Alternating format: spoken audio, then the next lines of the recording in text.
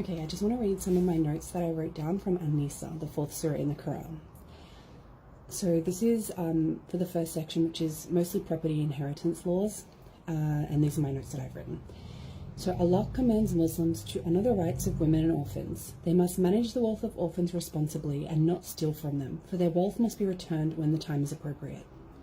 When married, women should be given their due rights, or dowry. Islam, unlike previous religions, puts limits on the number of wives one may take, 4. However, if you are unable to provide or maintain justice among them, it is unlawful and you must only take one wife.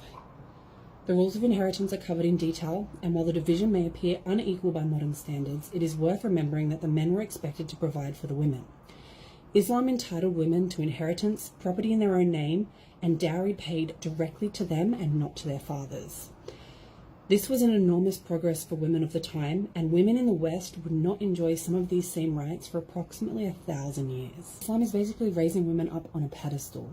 So a lot of people come into my comments and they try and use verses, particularly from this surah, to dissuade me from reading and convince me that I shouldn't be learning about Islam, how awful Islam is to women, and you can beat your wife and you can do all of these things. And I think it's worth noting that, well, yes, there is a part in this surah that does mention disciplining your wife. That was also the norm up until the early 1900s in the West.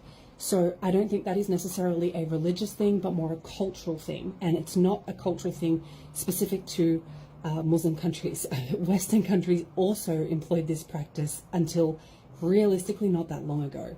So when reading the Quran, I think it's important to understand what things are specifically related to the religion, what things are cultural, what things are just a product of the time.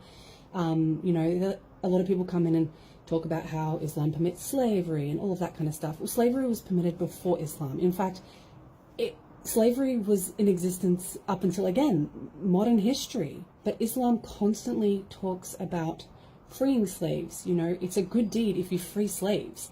So while slavery may have been part of life and the economy of the time, I think Islam really does try to encourage its followers not to participate in that, and it's a good deed to release a slave, to be a kind person. So I just wanted to share.